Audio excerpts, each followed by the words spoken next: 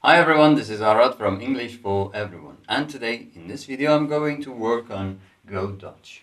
Okay, Dutch. Dutch is the name of a nationality and name of a name, I think. Alright, but how can one go Dutch? Does it mean to accept a nationality? No, it's not that.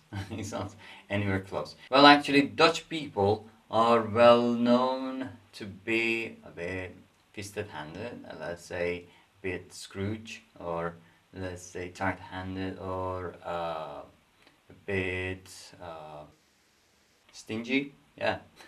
Well, I don't mean that this is true, or I'm not promoting this, but this is believed. It was kind of. I think this is related to the words that took place, the Anglo-Dutch wars. So from there, English people started making some stuff about Dutch people, some jokes, some stories of how stingy they are, and these kind of things. And it's there in the language.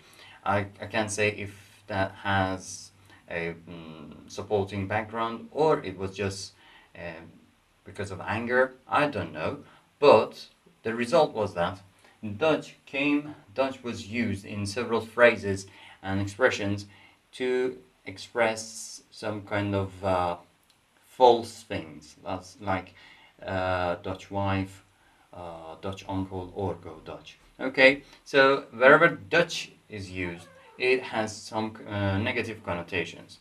But I don't mean that. Dutch people are like that. Okay, this is what is in English. Okay, so go Dutch in this case is when two people or a group of people go out or buy something or do something and everyone pays for his own part, or let's say is or they let's say they divide the cost to the number of the by the number of the people that are there, and everyone pays the same amount rather than one paying for the family or one paying for the group or one paying for the couple. Okay, so everyone pays for his own section, his own expenses. Okay, now let's look at the examples and it will be more clear.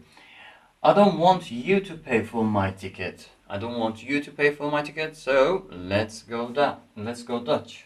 Means let's pay for uh, our ticket ourselves. I mean, everyone will pay for his own ticket, his or her own ticket. You're not going to pay for me. I'm not going to pay for you. So we're going to pay for uh, our ticket ourselves. Okay.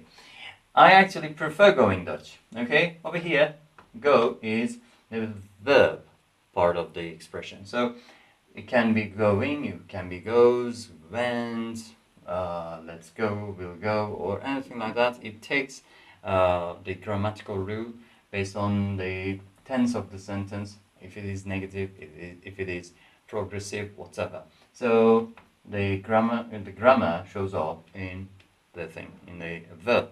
So that is natural. So going is also going Dutch is again going to say the same thing. So we know the rules. So now let's look at the example. I actually prefer going Dutch. I like this. I like to pay for my own expenses myself. Okay, because I don't want to feel in debt to anyone. Okay, so that's the person's preference. The person prefers that. And over here, a conversation between two. One says, will you let me take you out tonight? One is inviting someone else to go out with him. And the second one says, yes, as long as we go Dutch. Means, I accept this offer. I am coming with you if, as long as, conditioned. He puts another condition, he or she puts a condition, and the condition is if each of them pays for his or her own meal or coffee or whatever it is. Okay, so to go Dutch means to pay for your own expenses, for your own meal, for your own ticket, or whatever we have bought, or the service that we have received. So this was the expression. I hope you have got something from it, you've learned something out of this time you put, and I hope to see you in the next video. Till then, bye.